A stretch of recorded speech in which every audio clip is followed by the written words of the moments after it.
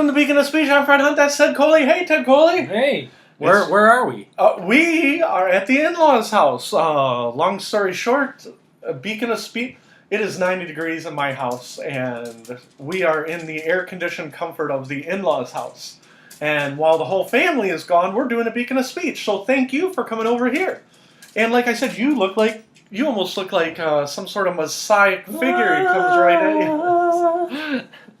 I have so many things to talk about for Beacon of Speech. I don't even know where to start. So let's look on here. Let's look at my handy-dandy trusty list. We are a free speech site. Everybody gets free speech except for all the baddies out there, right? And even the baddies get some, but they get put in the free speech penalty box often. This is the one I want to talk about first, okay, about free speech. Because you can laugh at me, okay? In Wisconsin, there is a blogger. How many bloggers do we know on the screen right now? How many bloggers do we know? Yes, you? This one. You and you? Me and me. A blogger in Wisconsin. He worked at the school. He worked at some Wisconsin school, Wisconsin Whitewater or something like that. I don't know what school it was. And he was teaching, and he was a conservative. Can you already see there's going to be a problem? Mm-hmm. He's a teacher and a conservative. Mm-hmm. He had his own blog. He went home. He had a confrontation with one of his liberal students. And he wrote on his blog, "Those damn liberals," paraphrasing, right? School saw his blog, came in and said, "Hey, teacher, what? We don't like your conservative views. We do not like what you are saying on your blog. You are fired." Guy says, "I have freedom of speech. I am going to the Supreme Court and I am going to sue your brains out." Who won in the case of the blogger versus the college in Wisconsin? I'll say that the Supreme Court ruled in his favor. They ruled in the blogger's favor. Yeah. They said unpopular speech. Again, unpopular speech is still free speech. And the school argued after they lost. They said, well, he named names. He named the name of the liberal student that he argued with. So he violated her right of privacy. Right? Well, if she attacks him, I think that he has the right, and this is what his argument was, liberal student, Sarah Smith, that wasn't her name, but we'll just use Sarah Smith. Sarah Smith attacked him, so he went on the blog and said, Sarah Smith attacked me and she's a stupid liberal. Mm-hmm. Right? He has the right to say that. Now that comes to us because how often, and you help out on the blog too, so it's not just me. I'm going to drag you into it. So now this is not the U.S. Supreme Court, this is the Wisconsin Supreme Court. They said you have the right to unpopular speech. And he did not attack her. He did not say, I want to kill her or I want to do this or whatever to her. He said, this is why this student is wrong, and laid out her liberal views. Okay? Now, on Beacon of Speech, very rarely do we name anybody who's not a public figure. Excuse me, I think the only people we ever name who's not a public figure is me, you, and Joe. Right? And we posted the pictures of Joe just today, so Joe can yell at us. But this is what the free speech wars are today. Even if you are exercising your rights, you can be fired from your job, right? Let's say that Ted said something unpopular, and he wrote it down on the Beacon of Speech blog, and then his boss, and we know the fat boss that you have, right? And he's like, you know what? I don't like Ted's views. I'm going to fire him. Okay? In theory, that could happen. Luckily, his one boss, and we won't name names, but he knows what I'm talking about. Hopefully, his political views are not diametrically opposite of Ted, because then it wouldn't have anything to do with Ted's job performance. It would have to do with what he said in the blog. Right? Now, I think everything we put in the blog about you has to do with rock and roll. You don't put your political beliefs on there, correct? I don't think so. Yeah. So, and I haven't put yours in there. So, because, again, if it comes back, I want to make sure that it's friend. And besides, I don't need any more of that Trump stuff on that Beacon of Speech. No, but seriously, the free speech battles are happening today. And people don't seem to realize, they're like, oh, well, the left and the right are both trying to take away your free speech. Okay? And that's what I wanted to start in Wisconsin. Okay? But I keep reading about this thing coming up. The left is furious, okay? Because the left for 20 years, they used to say, I want to be able to do you remember the painting Piss Christ? Yeah. They took fecal matter and they painted a portrait of Christ, and then they sued and they won for free speech, right? Well, the left has been saying we can say anything we want, we can say anything we want, we can say anything we want, and that's true, okay? But now the left is getting mad and saying, listen, now the right is using the free speech to say we're allowed to talk about our religious freedom. The left is now becoming angry that the right is using the free speech battles in their favor, right? And they say, well, in the Bible it says that homosexuality is a sin, which it doesn't, okay? I read the Bible and it was like vague stuff. Nowhere in the Bible does it say Fred and Ted should not get married, okay? There's one or two, and we're not married, okay?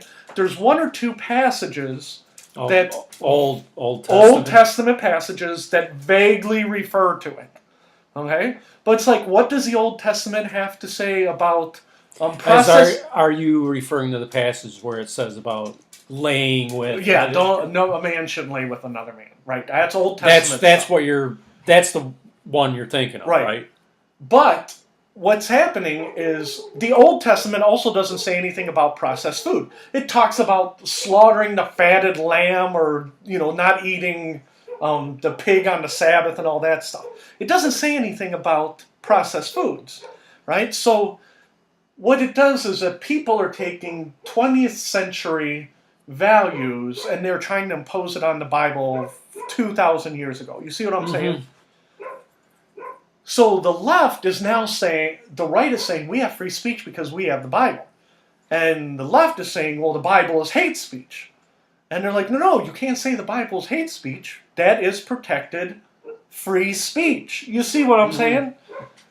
So now what's happening is the right is pushing back, saying, we have free speech, we have free speech. If they say, the right can say homosexuality is a sin, and cite the Bible because they have free speech to... You see what I'm saying? So that's where the free speech battles are today. The right is pushing back, and the left keeps saying it's not fair. The right keeps taking all these free speech battles and twisting what free speech was meant to be and using it against us. You see what I'm saying? The right? Yeah. And it's like, yes, because when you paint a picture of Christ in feces and urine, you're basically saying you hate Christ, right? And when you are saying you hate, and if you're a churchgoer saying you hate homosexuals, you're citing a man shouldn't lay with another man, right? So free speech is getting under attack from the left and from the right. They both should have the right to say it, right? Because homosexuals are like, oh no, it's not a sin. I love him, he loves me. Blah, See, blah, blah. to me, something like the... Go ahead. What's it called? The piss Christ. That is just taunting somebody.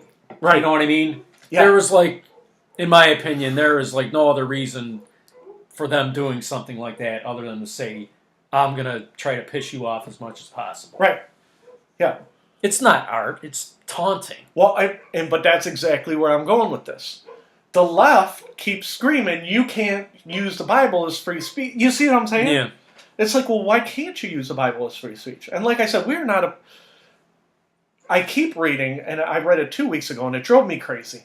It was a libertarian website, and they said that, either everybody gets free speech or no one gets free speech.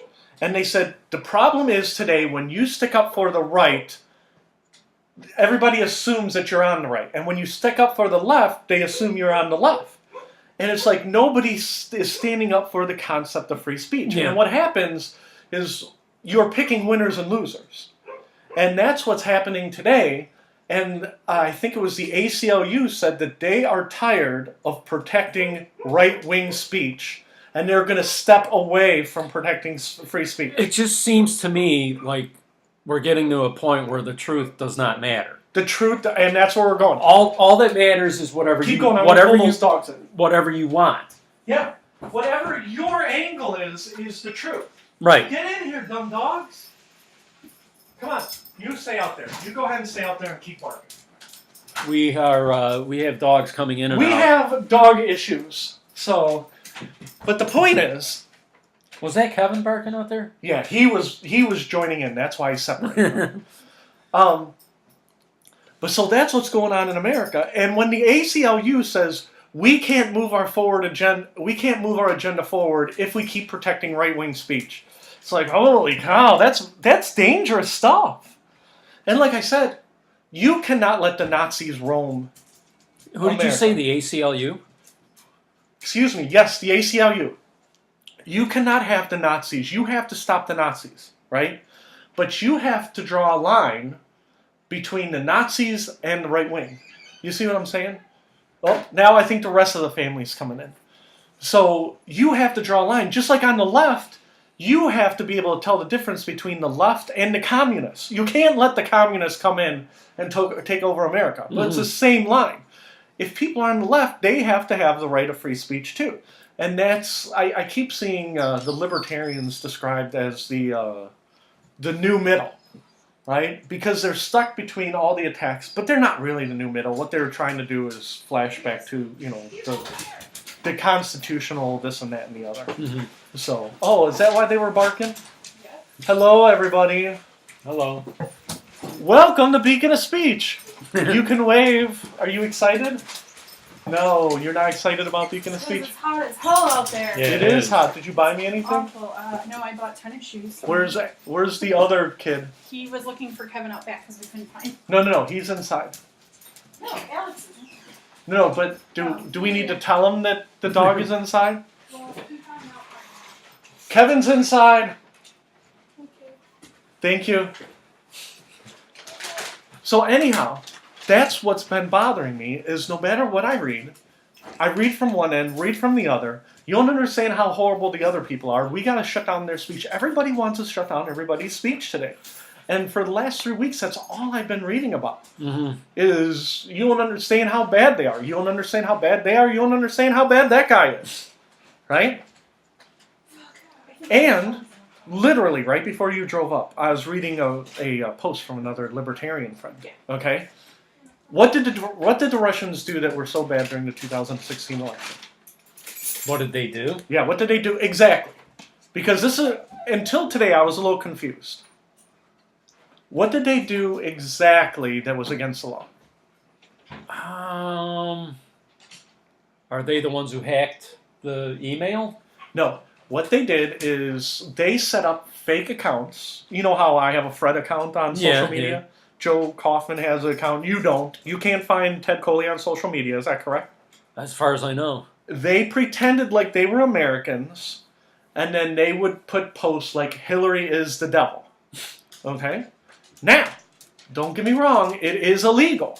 Okay? But when they said that Russia interfered, I know people who live in this house who say that Hillary is the devil, right? So what the Russians did is they took American personas to try to influence people. The problem is that people who were against Hillary were already on social media saying Hillary is the devil. You see what I'm saying? So all they were doing was trying to spread more of the Hillary is the devil speech. Well, did Russia hack the DNC, website or something like that? Yes, they did hack it. But again, they stole what's illegal and is damaging to the democracy is if they hacked how many votes were counted.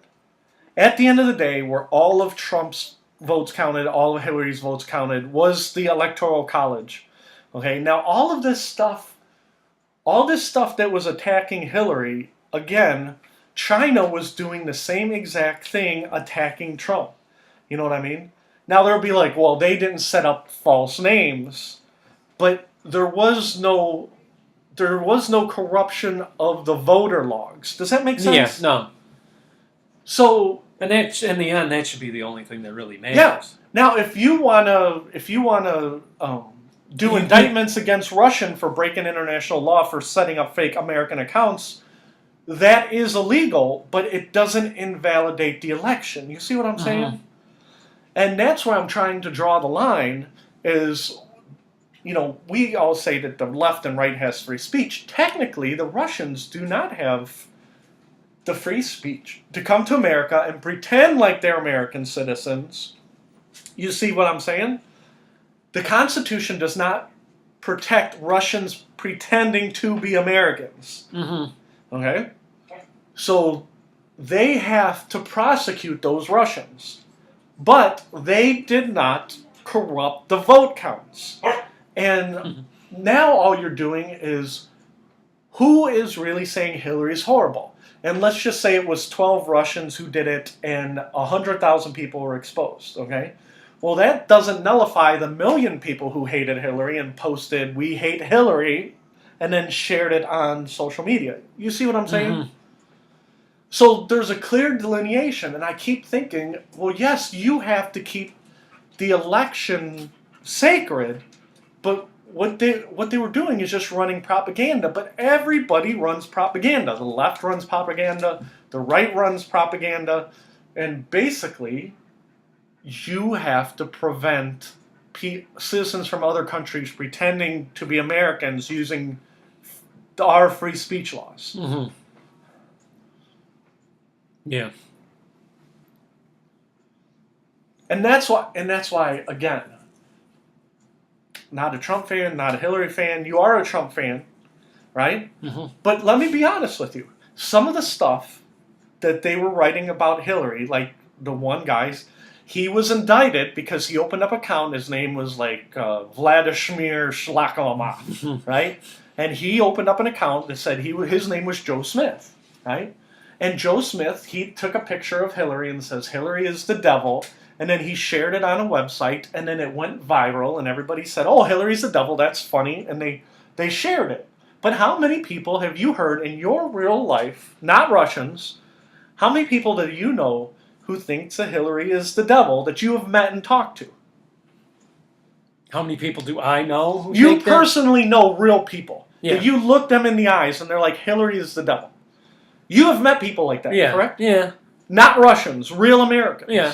And that's why when they're like, the Russians did this, and I'm like, well, they did it because... Well, I don't know if I'd go so far as to say those people think she's the devil, but I know people who really don't like her. Right. So, but what I'm saying is that the Russians did not come out and say, Hillary stole the Lindbergh baby. You know what I mean? Hillary caused the Chicago fire. The Russians were doing what average Americans were doing. And so that's why so when they said the Russians, well, the Russians, again, if they contaminated the voter logs, meaning votes were counted for Americans, and that's a big problem. If they went on Facebook and had a fake identity, because you know how Fred rolls with that,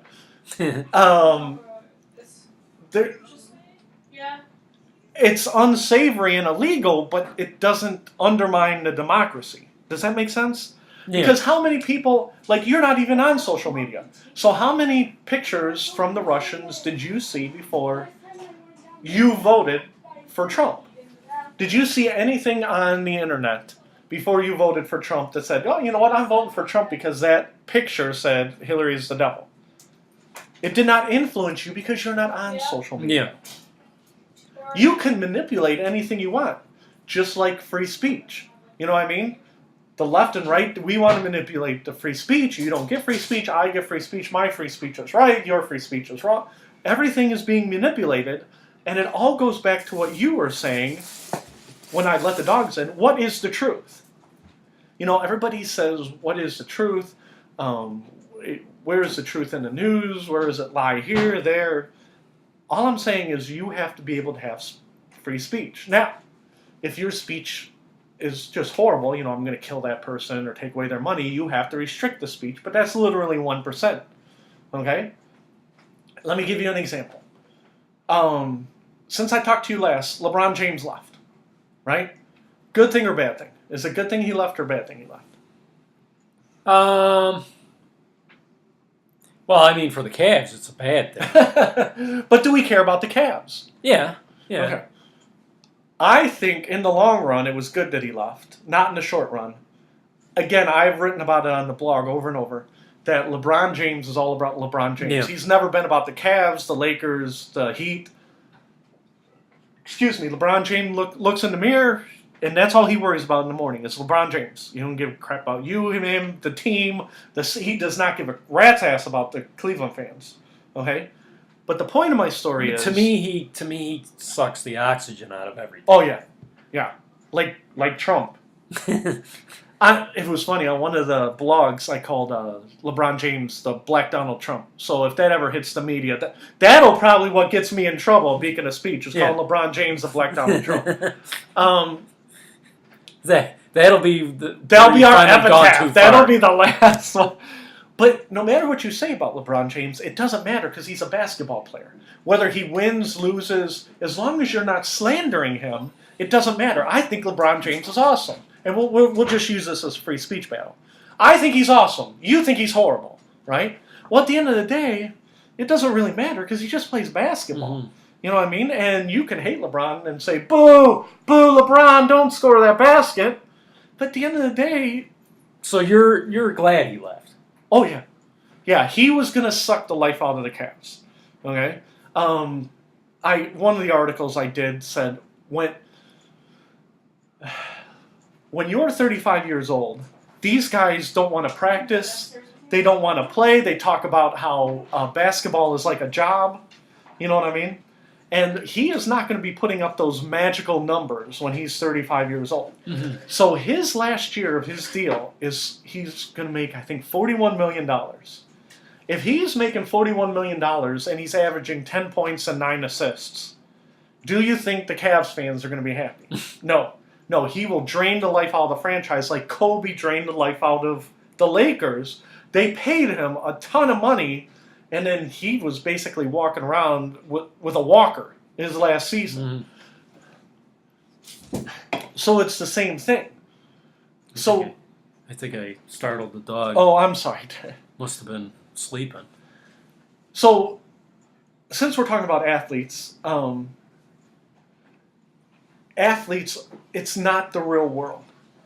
All it is business. LeBron James is worth $1 billion because he's a businessman, okay? No businessman wants you to say good or bad about him, okay? Say you go up to the corner store. What's a corner store that you go to near your house? Just any store you go to. Well, it's like a convenience, but it's probably not called that. Okay, say you go to a convenience store. You go to a convenience store. You're like, you know what? I stood there for 2 minutes. They didn't have what I was looking for. They were mean to me, and I left. You should be able to say I had a bad experience. Mm-hmm. Businessmen do not want to hear about the bad experience you had. They're like, just shut up and buy the stuff and leave, right? LeBron James is a businessman. He doesn't want to hear about how bad things, right? He's like, I'm awesome, you know. It's all about branding and stuff, okay? And the reason I bring up about businessmen is, do you know who the greatest soccer player in the world is right now? Do I? Yeah. No. This is a trick question, just so you know. Is it Pele? No. His name is Ronaldo. Now, some people are screaming at the screen that it's Messi. Okay? Sounds wasn't there a commercial like for Ronaldo like years ago? Yeah. It wasn't the same guy. It was like I don't know, wasn't it like perfume or something? But here's my point. You don't give a crap about Ronaldo one way or the other. And even if it was Messi, people are like, it's not Messi, it's Ronaldo. One name? Yeah. Yeah, so you know you're a big deal and you just have one name. But here's the point of the story.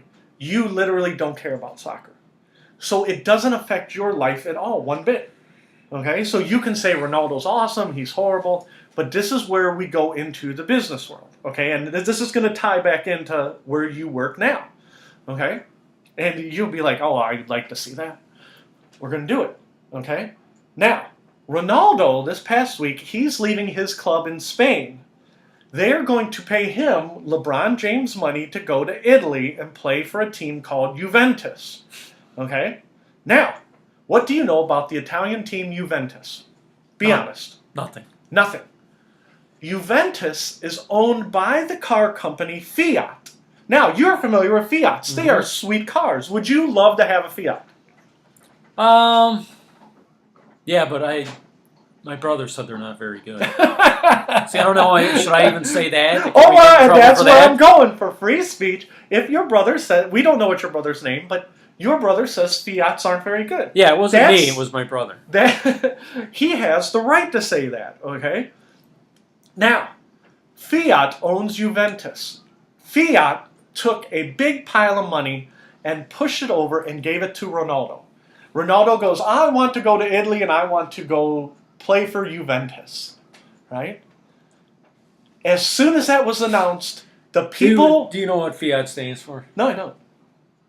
What? Well, you've heard the jokes, right? I heard the joke, but I don't remember. Fix it again, Tony. See, I had a Ford, so I always heard "found on road dead." And the Fiat I had heard, but I did not hear "fix it again, Tony." So anyhow, as soon as they signed Ronaldo, the auto workers who worked at Fiat said, "You asked us to take pay cuts. We're going on strike. You cannot pay a guy hundreds of millions of dollars. We're going to go on strike." What would happen if, and again, it's the same thing, say the Lakers owned Ford. You see what I'm saying? Mm-hmm. Would the Ford workers go, you just paid LeBron James $150 million, we're going on strike. Could you imagine Americans doing that? Well, so, wait a minute. Fiat owns the Juventus, team. correct. Okay. So they own... So it would be like Ford owning the Lakers. Then. Or yeah, I'm sorry, you're right. I'm saying it backwards. So, well, if Ford owned the Lakers and they signed LeBron to that huge contract, and then all the Ford workers going on strike. Yeah. That's what's going on in the world. So are you saying that they told the workers that they had to take a pay cut after they no. Before they bought him, they said, listen, Fiat's doing horrible, which, again, management, is it true that they're doing horrible, that you had to take pay cut? You see what I'm saying? It's the old management versus the worker, right? And then they said, we don't have any money, you have to take pay cuts. They all took pay cuts, and the next thing you know, they're like, we're going to sign Ronaldo to the biggest contract in the history of the world. And all the Fiat workers are like, screw that, we're out. We're done. Mm-hmm. We're out of here.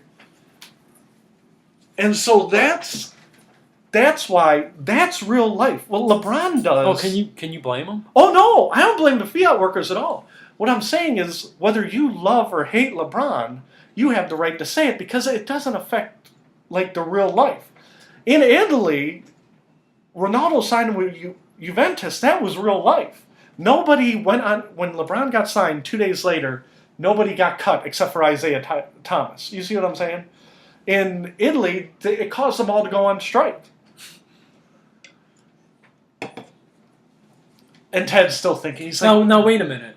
Isaiah Thomas was playing with who? the Lakers. Oh, that's where he ended Yeah, up? he ended up because with he was with us Yeah. this past year. He was with, and then as soon as LeBron went to the Lakers. But did he go, like, when we got rid of him, he didn't go directly to the Lakers, did he? I Because don't wasn't it remember. like some kind of crazy 3-team deal? Yeah, there was or a something? 3-team deal, and I don't remember. He ended up with the Lakers. Okay, but And that's where he ended up, and Yeah. then once the Lakers signed LeBron, they got rid of Yeah, they said Isaiah Thomas. There's the door right over there. Go ahead. And Is step in. there some kind of clash between those two? Yeah, LeBron is a physical specimen, okay? He is on top of his game. He averaged 28 points, 7 rebounds, 8 assists, whatever it is. Isaiah Thomas, his hip still hurts. When he dribbles, he limps, right? And he cringes his face.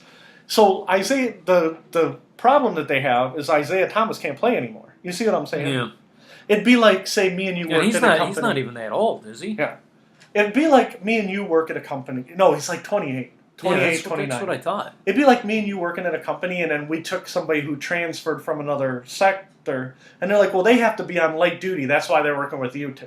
And you're like, well, we don't do light duty. So this is strictly hypothetical. This is all hypothetical.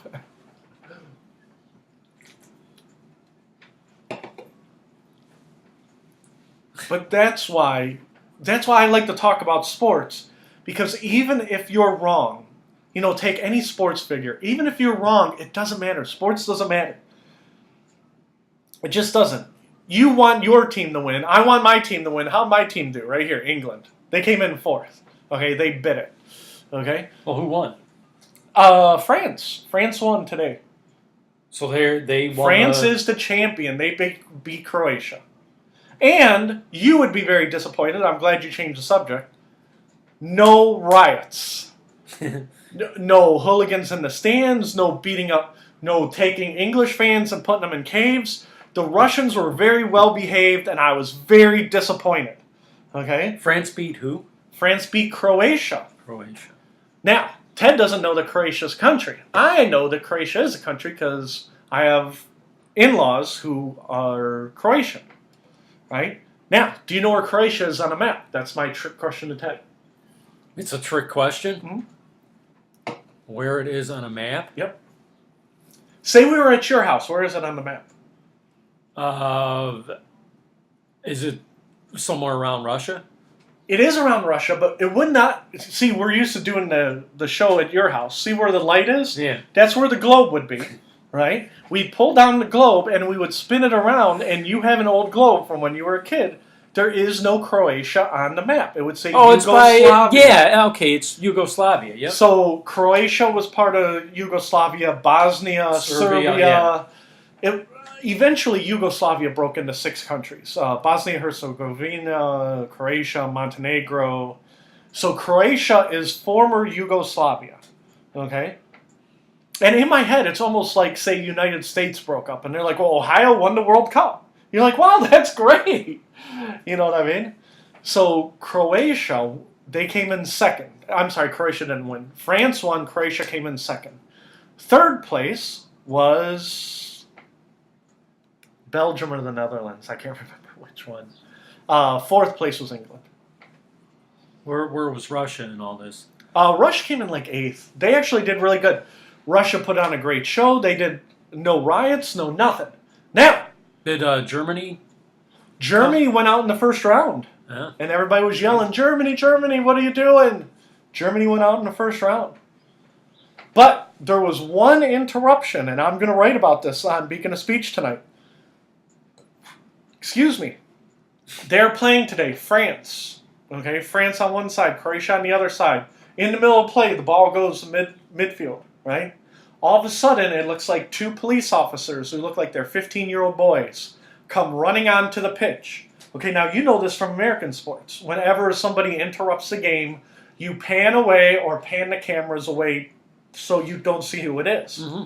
And right away, I didn't think terrorism. I thought of drunk Russians, okay? But, that's just the way I thought. So they pan up, you see the guys run on the field, then you pan away.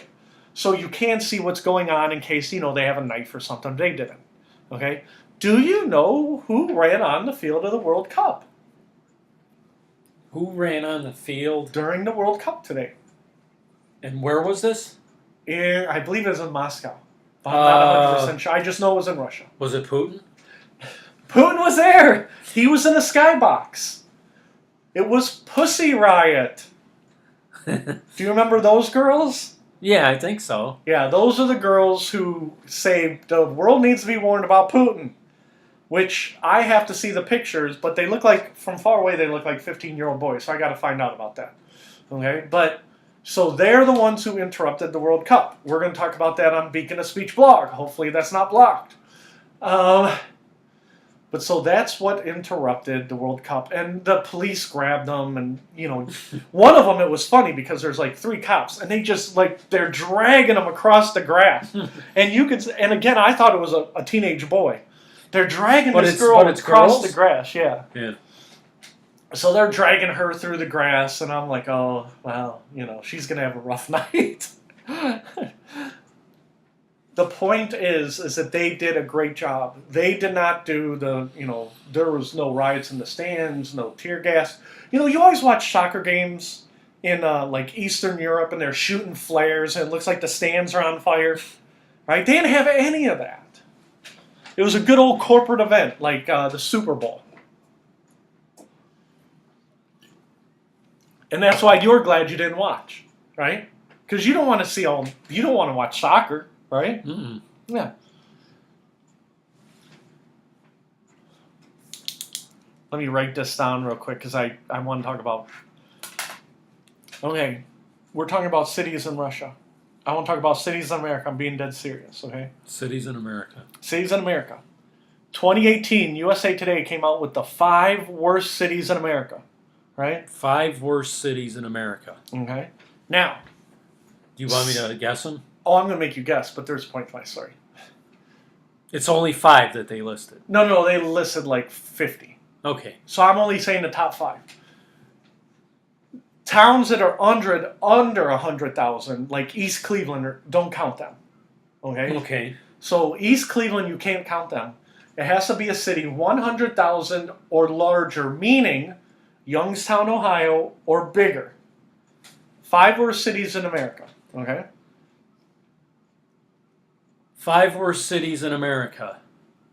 Okay. I'll say.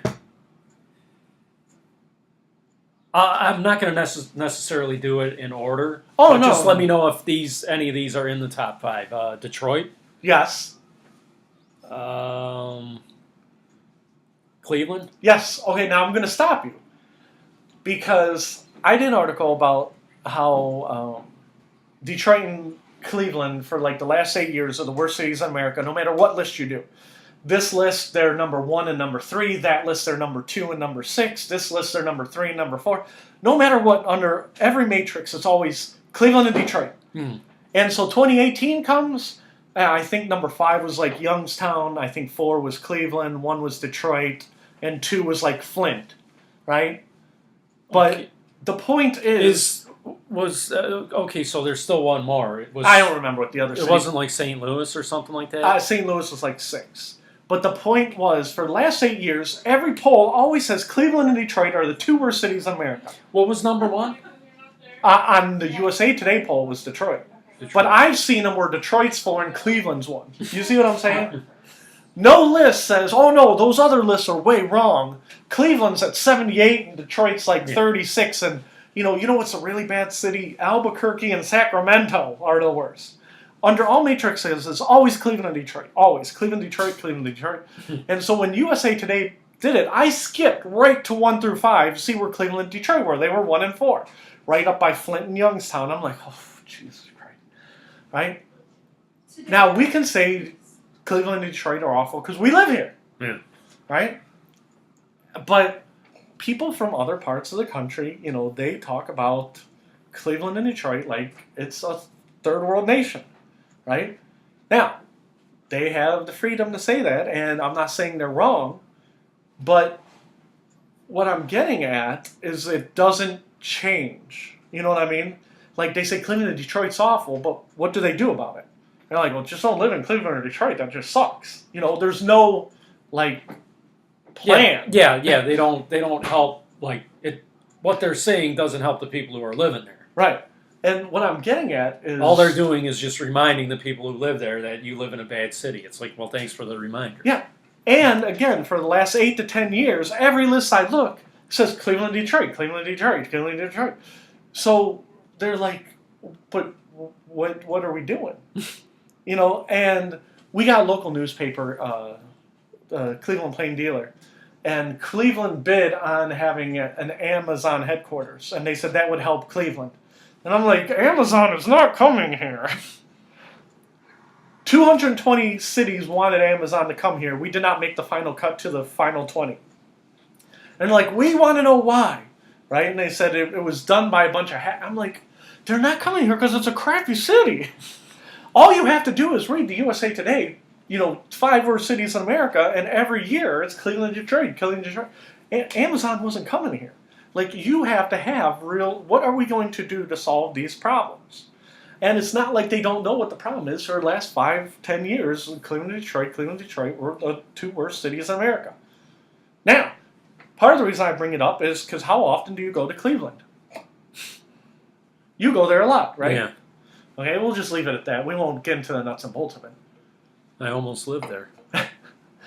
Do you get the impression that the people in Cleveland are like, holy cow, we're one of the 5 worst cities in America. We got to do something about this. We got to get on top of this. I do know that Frank Jackson is working night and day to fix these problems. Frank Jackson is a borderline criminal. Okay, that guy, there's another guy who's stealing money who doesn't have an idea. Do you want to add anything about Cleveland and Detroit? Okay, so you're saying it was Cleveland, Detroit, Youngstown, Flint, Yeah, Flint was another and you one. didn't remember what the fifth one was? Yeah, and my aunt, before Well, that's she pretty passed bad away, because it's all like in a, relatively small area. It's you know? all the Rust Belt.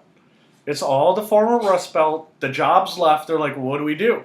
In Pittsburgh, they said, well, all the jobs left, so we're going to reinvest and reinvigorate the city, right? You've been to Pittsburgh before because you had to run the test, right? Mhm. When you go to downtown Pittsburgh, you don't think of urban blight like you do in downtown Cleveland. You just don't, right?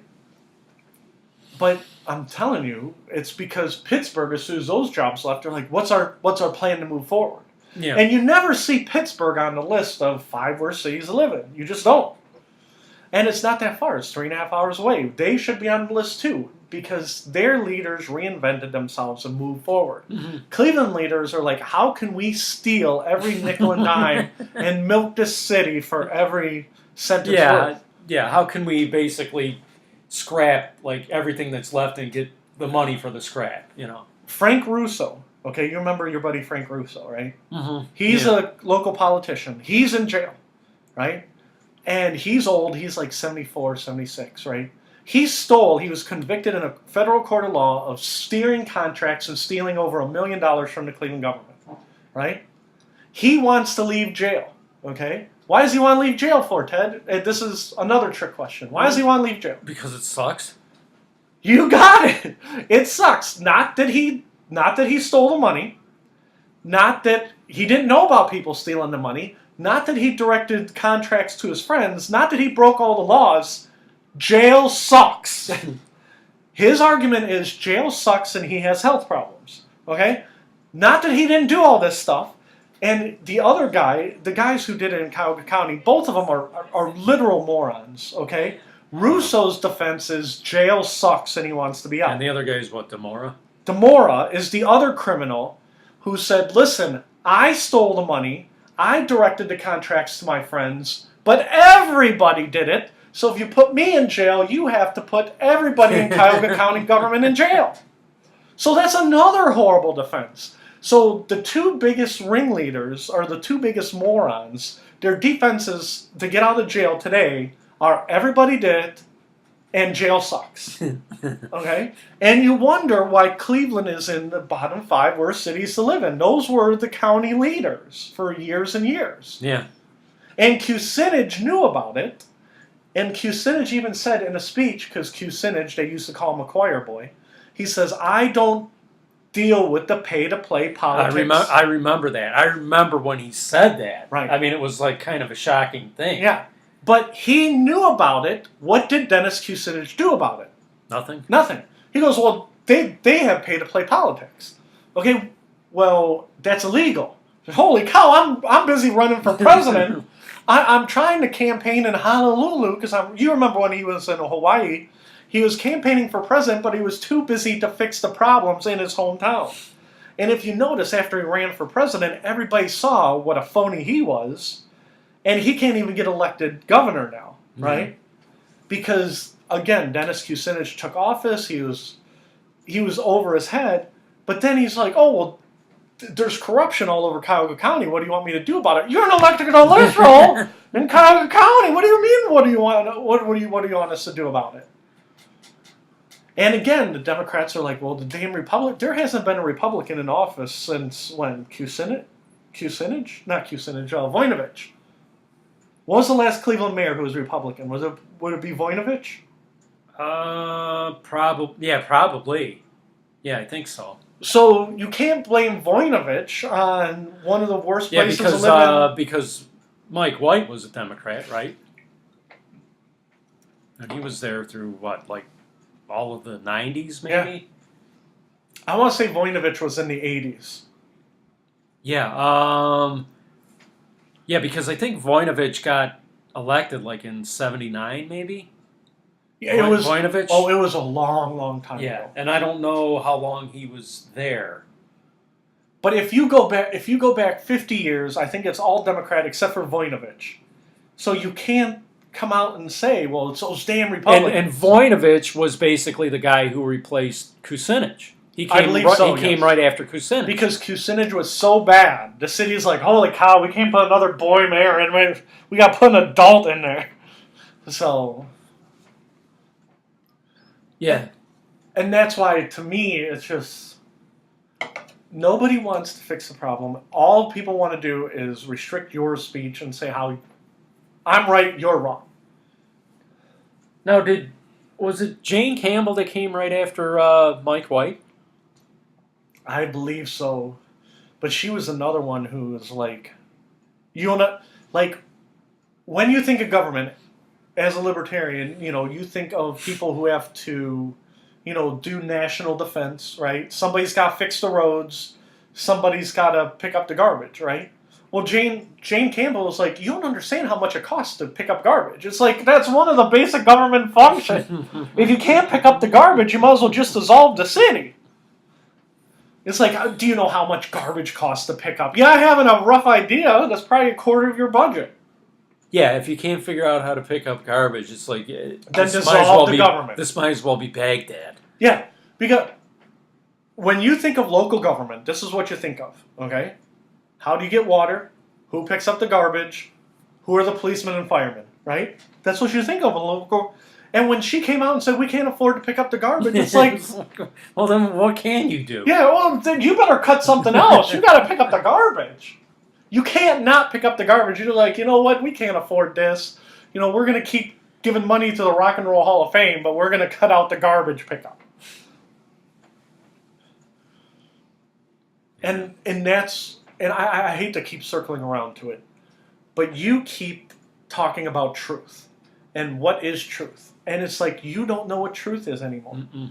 You find out that the average American is really a Russian, and you're like, well, no, they're pretending to be average Americans. Like one thing that there's many things that I would really like to know what the truth is. One thing is like global warming. Yeah. Honestly, I don't think I'm really not on either side. I would just really like to know what the truth is, and I don't think you ever will know that.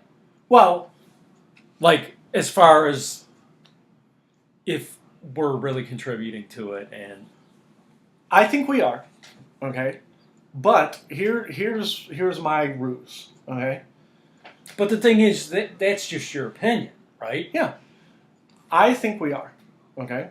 But I don't know how much of it. Like, I read a study and it said what has the most to do with global warming, and number one was car emissions, right? And number two was cows. And now think to yourself, what the hell are you talking about, right? There are how many hamburgers do we eat in America? What, 1 billion hamburgers a year? Lot.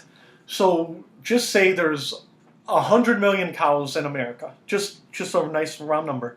Say there's 100 million cows, 100 million pigs, right? Me, you, how many Americans are there? 250 million? Oh, over 300. 300 million? They said that between the humans Oh, you're done. and the pigs and the cows having flatulence, I'm being serious. Man. They said that cow fart is specific. For some reason, cow farts are have extra methane than mine and yours. Okay, we only have a little bit of methane because I'm drinking Coca-Cola. They're eating piles of grass, so their methane is more than, I guess, a cow farts as much as me or you could, 10 of us or whatever. I don't know the science of farts, but they said cows are like number 2 on global. What are you gonna do? Get rid of all the cows? Yeah. You know what I mean? Well, if there's no cows, nobody's getting meat. You see what I'm saying? Well, what happens if we get rid of all the cows? Are you going to eat rice for dinner? All these people who are screaming about global warming, no more hamburgers.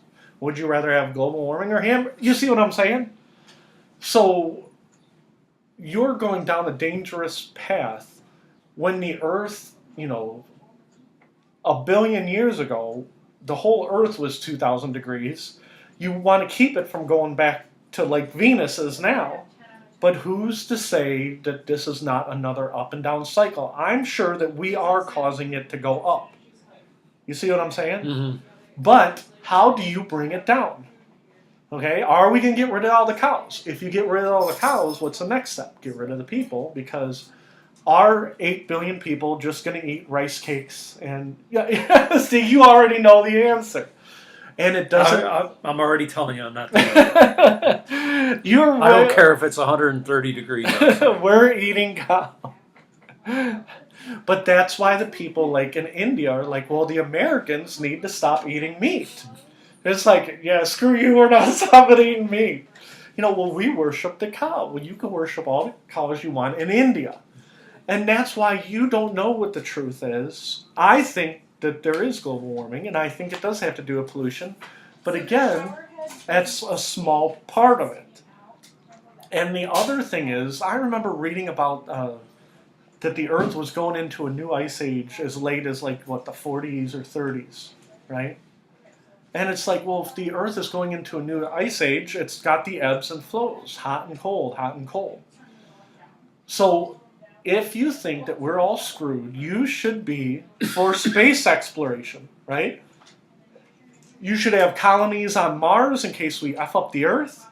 We should have colonies in space. The space station should have colonies up there in case we F up Mars. We should be able to see how can we clean up Venus so we can go over to... You see what I'm saying? Instead of fighting wars all over the world, we can move humanity forward. If there is global warming, there are solutions. Again, but wouldn't it be easier to fix the problems right here than all we would have to do to be able to live? Oh yeah, you know what I mean. But on Mars, or and this is something else. I don't mean to change the subject. Americans already put filters on their factories, right? They already have low emission cars, right? All of that is helping. Okay.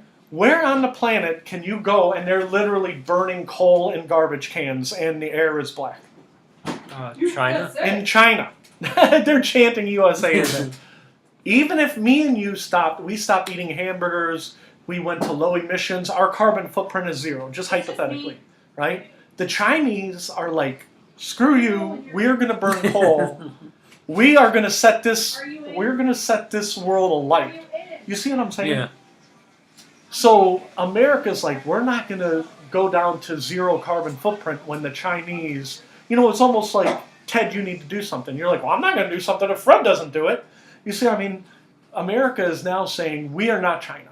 So you can suck an egg and we're going to eat our hamburgers and we're going to, have our Hummers and diesel engines. You see, but I do think that there's some sort of global warming going on. I agree. Yeah. I'm saying that we are screwed. Okay? And the thing is, there's going to be places in the world that are unlivable, like Iran and Saudi Arabia.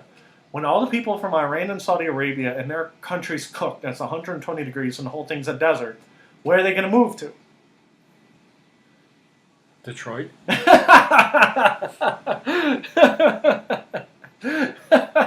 Now you're getting the point of the story. Everything, whether it's good or bad, it's all conjecture. When there was terrorism a few years back, they said that Detroit, the southern part of Detroit, was one of the sleeper cells because so many Arabs and Muslims had moved to southern Detroit. I think they said it was the third largest Muslim population in the United States. And well, is that Flint? No. Flint is north, and Flint is basically it's basically Yemen. It's basically what? Yemen. Yemen. Yeah.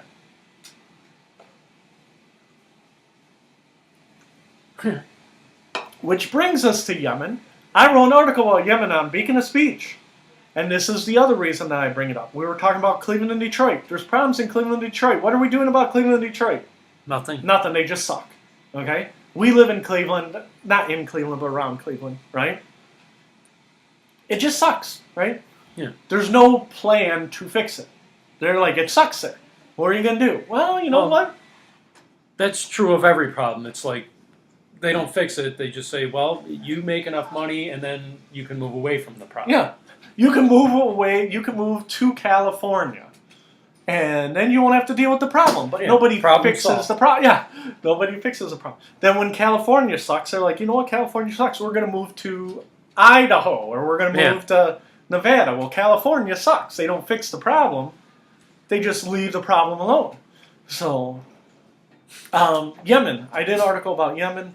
Ralph Nader came out this week and said, Dear President Trump, they're the largest cholera epidemic, and I didn't know this, largest cholera epidemic in the world is in Yemen, and it is basically turning into hell on earth.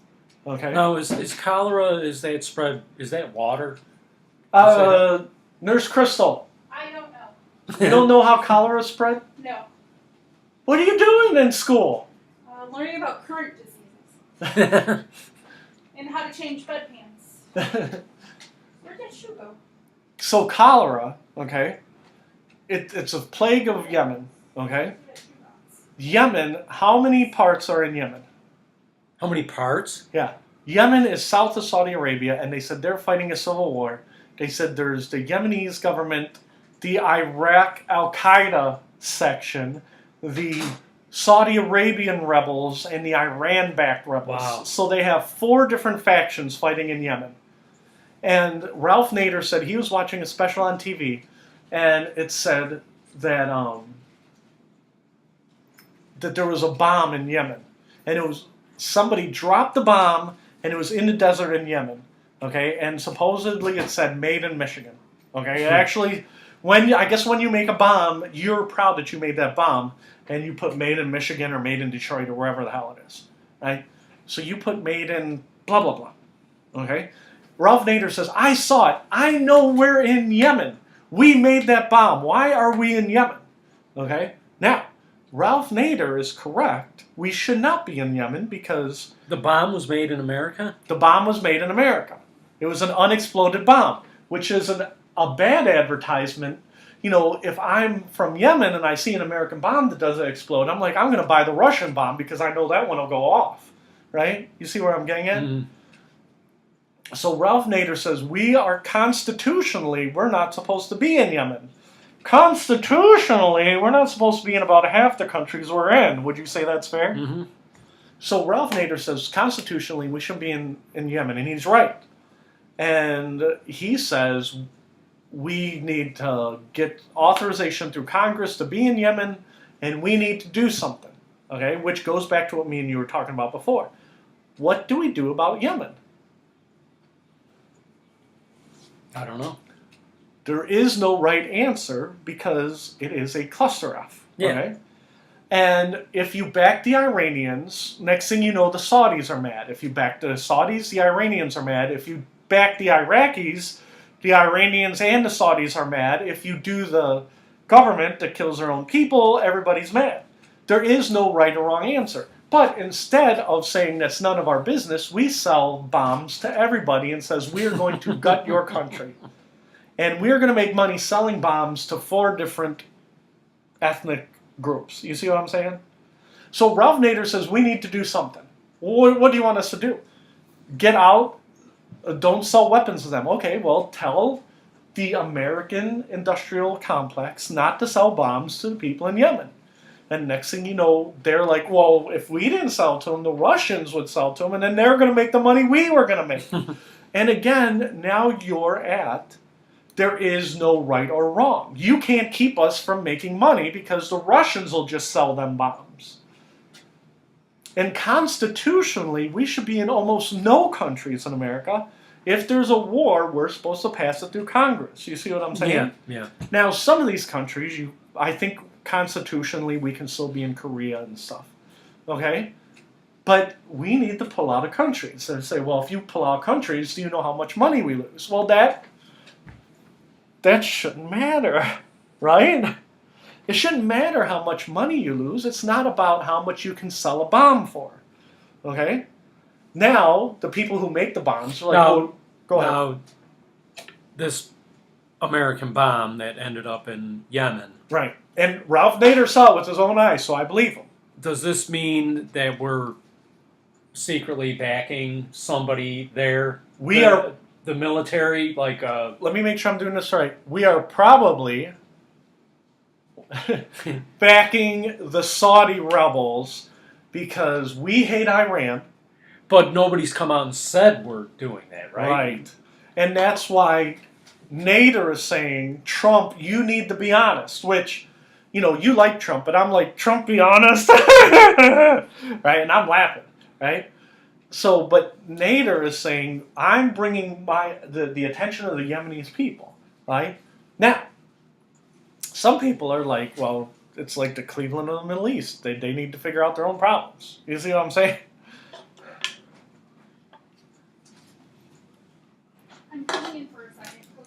Oh, I thought she was coming in here to talk to us. See, Ted doesn't want to do anything about Yemen because on the blog I put Yemen as like a poor man's Saudi Arabia. Or not poor man's Saudi Arabia, poor man's Syria. I said Yemen is a poor man's Syria. And supposedly Trump wants to get out of Syria. You know what? In Syria, that's a mess. There's at least four, if not 5 or 6 people fighting for the sections, fighting for the soul of Syria. At some point, the countries of the Middle East have to fix their own problems. And we should pull our weapons out of there. Us and the Russians and whoever. You see what I'm saying? Mm-hmm. Do you want to talk about Howard Stern? Yeah. Howard Stern was on David Letterman.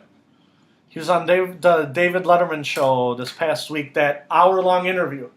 And Howard Stern said in the past few years, since he went to Sirius, he's been writing a lot of apologies for what he has said over the years. Okay? Now, when Howard Stern started doing his radio show, he said they used to call it honesty radio because he would say what was honestly on his mind. Okay?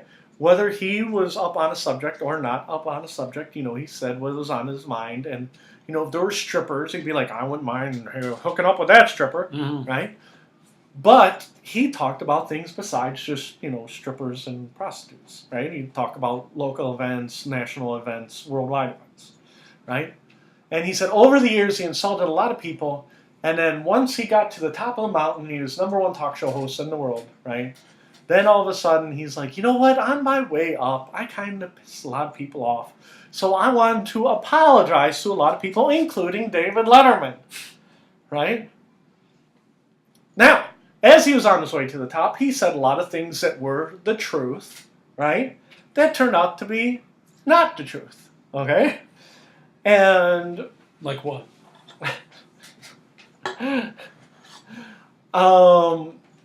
do you remember when I'm trying to think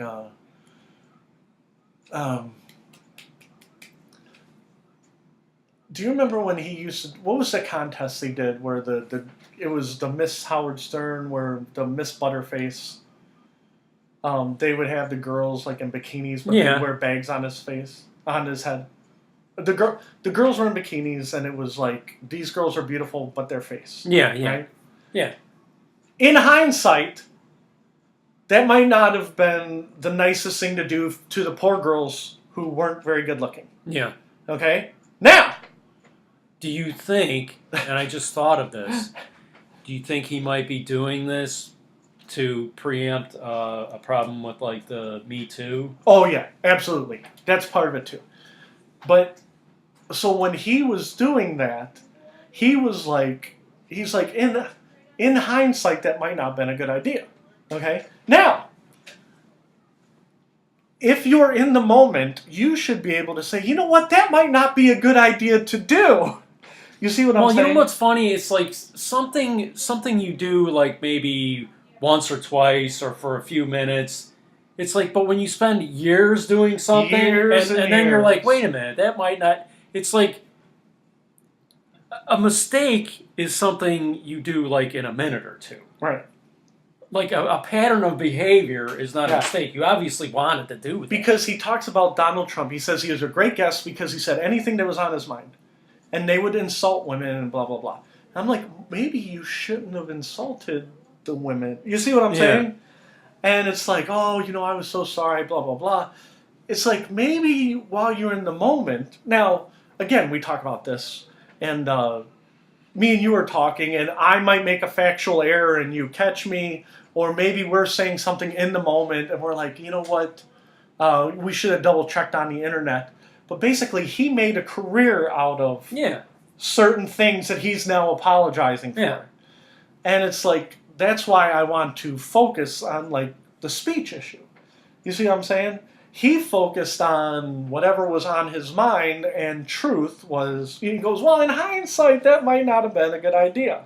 You see what I'm saying? But he wasn't out there preaching a truth per se. You see what I'm saying? Now, he said things I agree with, but I'm like, he's apologizing for a lot of things. So basically, he's more or less apologizing for his whole career. No, not for the whole career, because there was some good golden moments of comedy in there. Okay? But between the comedy, maybe he shouldn't have been mean about it. Okay? And he used to say, what a great guest Donald Trump. Well, if he was like that, nobody would know who he was now. Well, and that goes back to the free speech issues.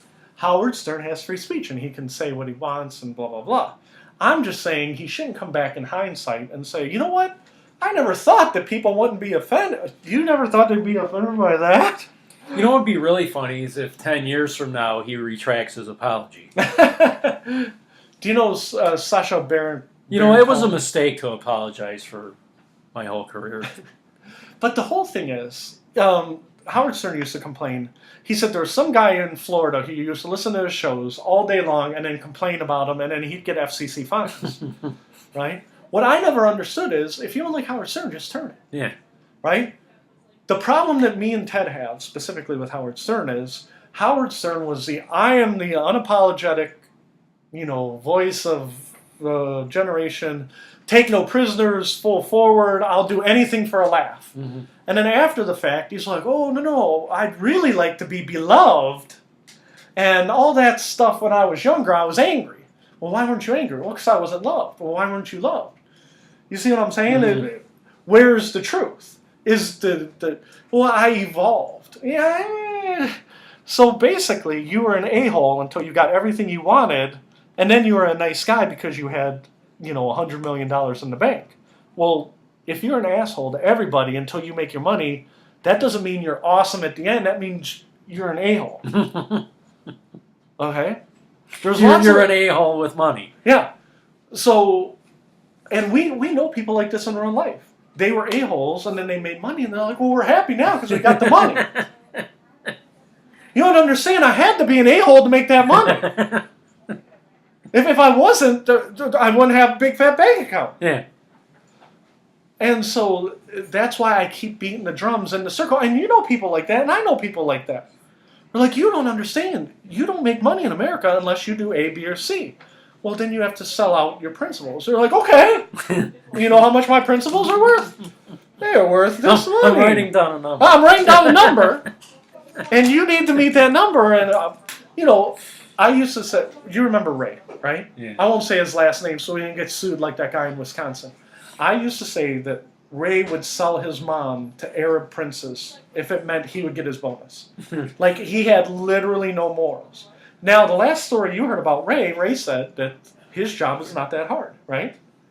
My job's not that hard. Yeah, because you sold everybody down the river, and now that you made a job that wasn't hard, and you were getting big fat wads of cash. Of course, life is great for you now. You see what I'm saying? Mm-hmm. And so that's my problem with how I only have a problem with his early career.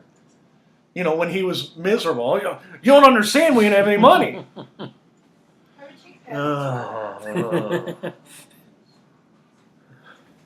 And like I said, if you want to be the biggest a-hole in the world and say, listen, my goal is to be a billion, like LeBron James.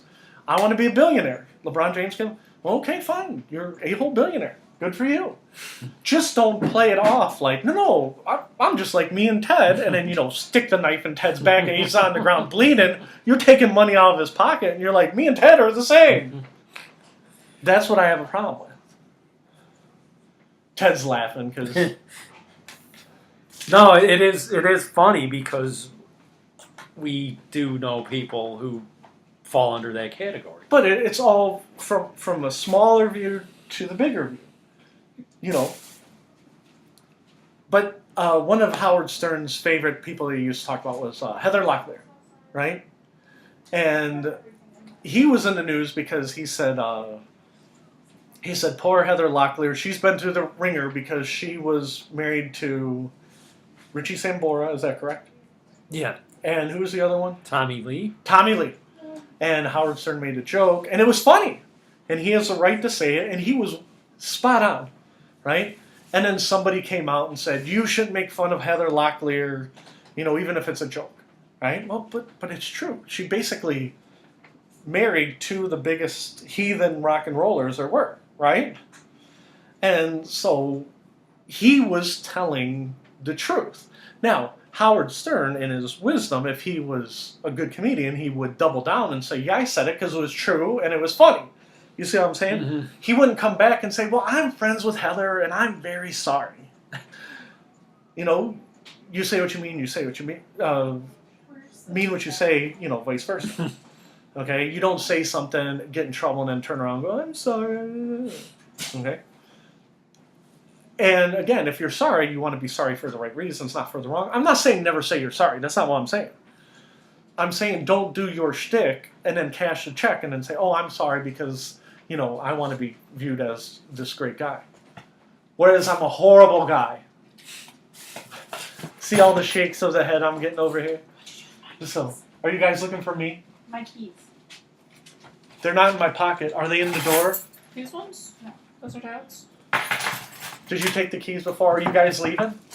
Well, I'll come back at 6:30 because I got to give the dogs medicine. So we'll see you at 6:30? Mom, I know these are Dad's. Did you bring me any food? No. You were supposed to come around Ralph's and eat. We're easier. Alex is sleeping. Okay, Alex is sleeping. So what's the plan? We'll be back at 6:30, 7-ish to get you. Okay, 6:30 or 7 to get me? Yep. Okay. I love you guys. Have fun. Love you. See ya. Bye. See, they're leaving us with the yappy dogs. As soon as they leave, the dogs will start yapping again. But again, you asked for a specific example. And I feel bad because I did not give you a specific example. I was not like that guy in Florida who was like, holy cow. I would listen to Howard Stern and I would laugh. Or I would listen to Howard Stern and I'm like, you know what? I'm listening to Jim Rome today because Howard Stern's not that funny. Right? And it had to do with what entertainment value you were having. Howard Stern he wasn't a preacher, he wasn't a politician, he was an entertainer. And at the end, again, when he's watching David Letterman, or when he's talking to David Letterman,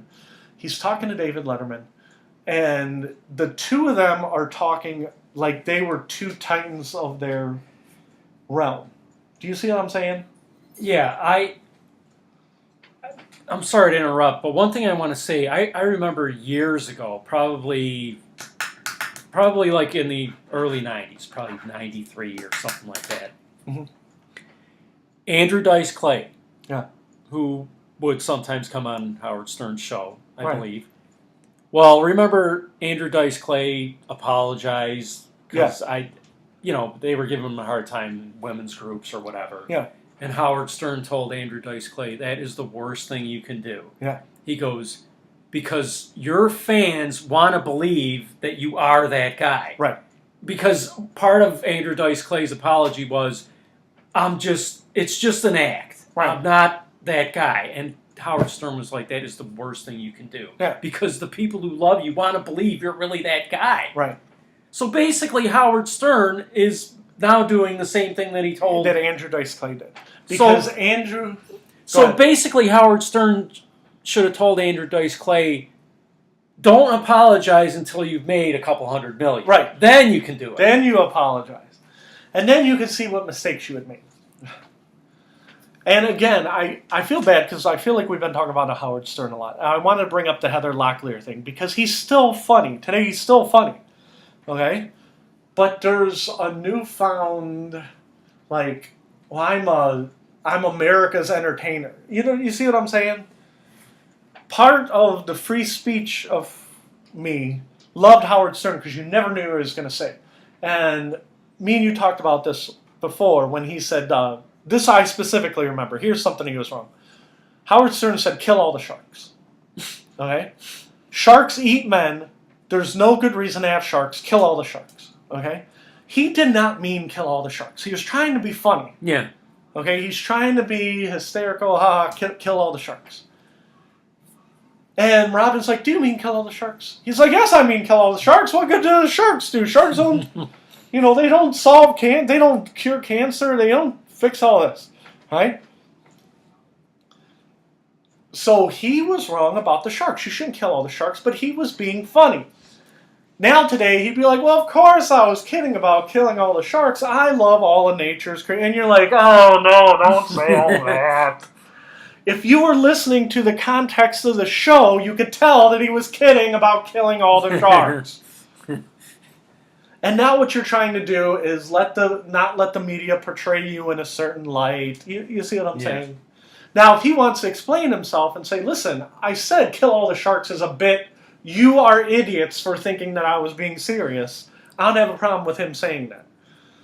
And that's where the free speech battles are. You can't, I don't like Donald Trump, and I've said this over and over, okay? I don't like Donald Trump, but some of the stuff he says in jest. He's joking around. He's not being serious about, when he's in Great Britain and, he's kind of like a blunt object over there, okay? He doesn't mean to be disrespectful to the Queen. He's just not paying attention. You know what I mean? and there's a big difference. So, I don't know. I don't know what I'm yammering on about today. I feel like nobody wants to let the other guy speak. And it seems like from the lowest levels in the cities, in your neighborhoods, nobody wants to let the other guy speak, all the way up to the president. And at the end of the day, when the real Nazis and the real communists and the real murderers come, you lose the sensitivity because you're calling your neighbor a Nazi or a communist. And all they're working at, that neighbor's working at the Ford plant. And that guy's a teacher at his school. You see what I'm saying? Yeah. And to me, there is no more we are in this together anymore. And if you don't tolerate people you don't like, next thing you know, where Yugoslavia? There's 50 different countries. And, Ohio's declaring war on Michigan and stuff. Idiotic thing. And that's what goes on in Yugoslavia. Like I said, you remember when Bosnia broke away from Serbia or Yugoslavia or whatever, and there was a war and there were like 20,000 people killed. And historically, am I right in saying this, that Europe generally has no tolerance for anybody who's different? Right. That's why you've had all the wars. Yeah. And that's why you have all the European wars, and that's why they're all breaking off and this and that. So. And it's still like that, right? Still like that. Not as bad in certain countries, but again, they should just get together and say, listen, we're Europe. You know what I mean? That's why when Britain says, oh no, we're exiting the European Union, it's like, the stuff in Europe never stops. And that's why Canada's awesome, America's awesome, even Mexico to a lesser extent. Mexico's basically got a civil war with the drug trade, but they're not fighting for the soul of Mexico. You see what I'm saying? There's a lot of different things going on in Mexico, but at least they can hold it together as a country. And that's why when you go to Europe, you go back, you're like, you don't understand 150 years ago, and you're like, oh. You get along good enough to stay, and again, we're in America. if you don't have free speech, you can't talk things out, you can't sort things out, you can't do what's best for Ohio or Cleveland. So, in a way, Mexico is kind of like the Middle East. Only Mexico's problem is drugs. Yeah, their and the problem is Middle drugs. East is religion. Yeah, So because they're both violence-wise, they're more or less Right. on the same level. right, but it's civil war. So you go fight your neighbor in the Middle East. Go fight your neighbor. I don't want to fight my neighbor. I'd rather immigrate to France. We'll go ahead and immigrate to France. But then they don't want you in France either, because then you're not French. You see where I'm Mhm. going? So did Beacon of Speech cheer you up today? Eh. Yes and no. We'll come back. We'll come back. We'll get back on track. Me and you, and we'll try not to talk about Howard Stern so much. We'll talk more about Wisconsin bloggers. I'll try not to get arrested in the next couple of weeks. Okay, but we'll stop there and we'll go get some food.